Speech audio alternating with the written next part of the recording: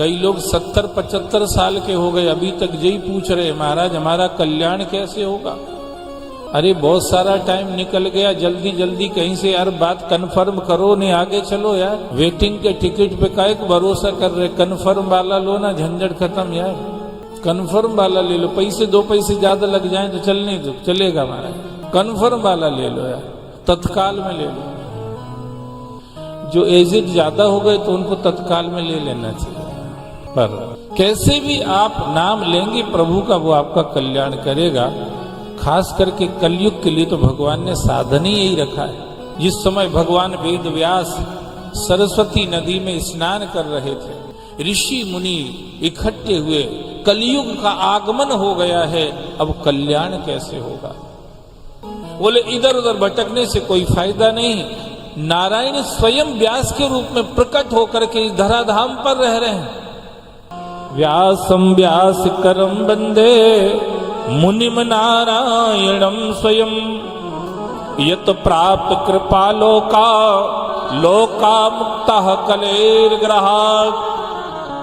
स्वयं नारायण ही व्यास के रूप में इस संसार में रह रहे हैं।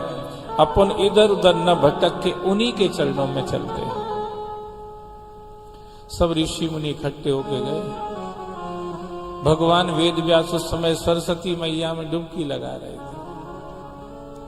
बोले निकले बाहर, तब पूछे महाराज। सब बैठे किनारे पे।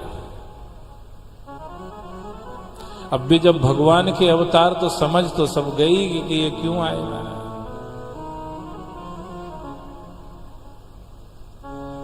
पहली डुबकी लगा के सिर निकाला, हरे नाम। फिर दूसरी डुबकी लगाई महाराज, फिर सिर निकाला, हरे नाम।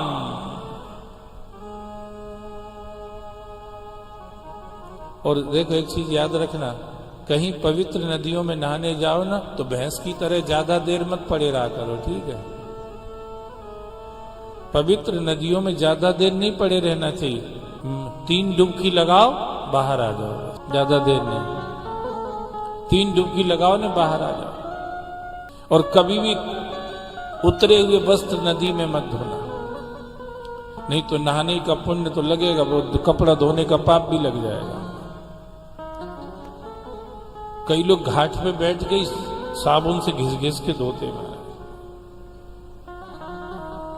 अमरकंटक में हम कथा कर रहे, सो नर्मदा मैया तो है ही अमरकंटक में। हम नहाने गए, सो एक मैया गंदे संदे कपड़े ढेर लगाए बैठे। अब हम ये पढ़ते बोलते बोलते आदत ज्यादा खराब हो गई बोलने की।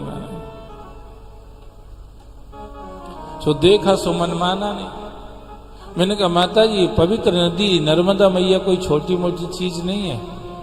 गंगा में 3 दिन नहाए, यमुना में 7 दिन नहाए और नर्मदा का दर्शन करके आ जाए, बराबर फल मिलता है महाराज। अरे मैंने कहा माता जी कोई नदी नर्मदा मैया है, ये कपड़े मत धो। एकदम गुस्से में आ गई, हमें ज्ञान देने चले आए, लाओ बाल्टी में पानी भर के लाओ जाओ। मैंने कहा और बुरे फंस गए यार, अब पानी और लेने जा।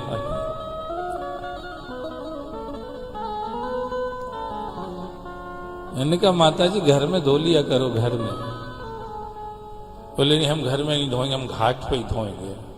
जैसी तुम्हारी मर्जी, क्या करें। कभी भी उतरे हुए कपड़े नहीं धोना।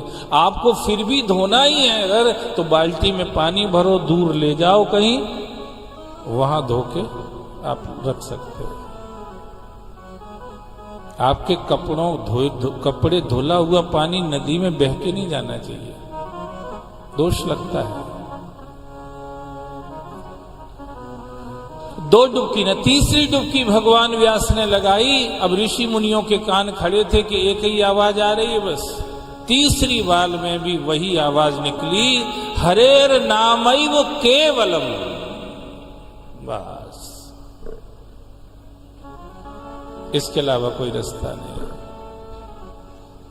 हरेर नाम हरेर नाम हरेर नामैव केवलम कलौ नास्तैव नास्तैव नास्तैव गतिर अन्यथा। ये भगवान व्यास ने बोला, कलयुग में इसके अलावा कोई साधन नहीं है।